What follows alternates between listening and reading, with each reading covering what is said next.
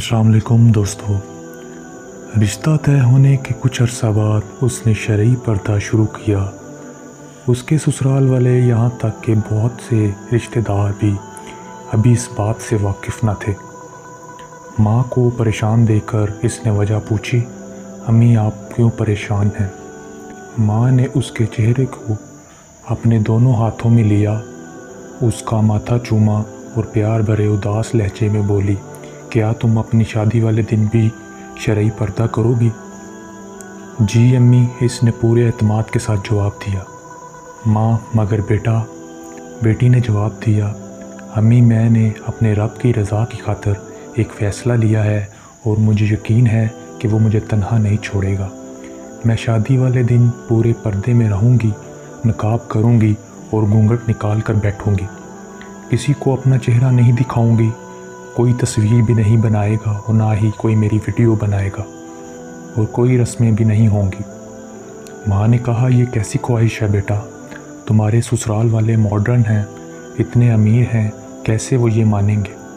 लड़की ने कहा, अगर वो मान जाएं तो ठीक है, वरना मेरी तरफ से इनकार है।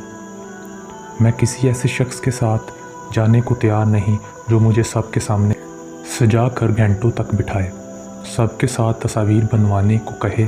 मेरे लिए वो और उनकी इज़्ज़त अहम है, तो उन्हें भी तो मेरा और मेरी इज़्ज़त का ख्याल रखना चाहिए। ये हम दोनों का हक़ और फ़र्ज़ भी है। माँ मगर बेटी ऐसा कैसे हो सकता है? तुम्हारे ससुराल वाले क्या कहेंगे? लोग क्या कहेंगे? ख़ानदान वाले कितनी बातें बनाएंगे? लड़की ने कहा, मगर अम्मी मुझे ये सब पसंद नहीं है। आप तो जानती हैं अच्छी तरह किसी की शादी पे जाना इसीलिए अच्छा नहीं लगता। माँ बेटी की बातें सुनकर खामोश हो जाती है। आखिरकार ये बातें पहले उसके वालिद और फिर उसके ससुराल और उसके होने वाले शौहर तक पहुँचती हैं।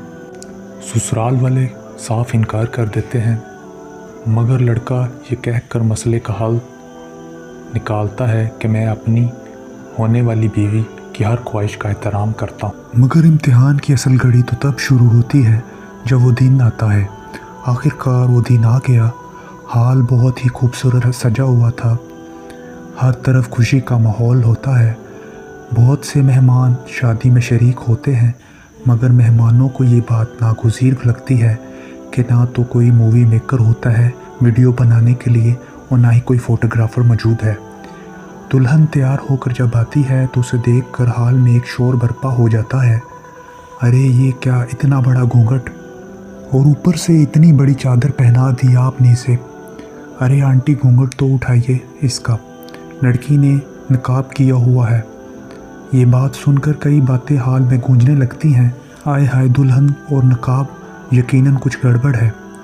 अल्लाह जाने किस किरदार की ये लड़की होगी।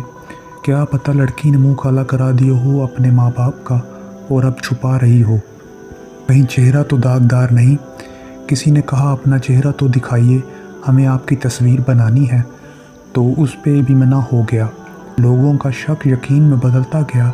न जाने ऐसी कितनी बातें उसे, उसकी फैमिली को और उसके ससुरालियों को सुननी पड़ी।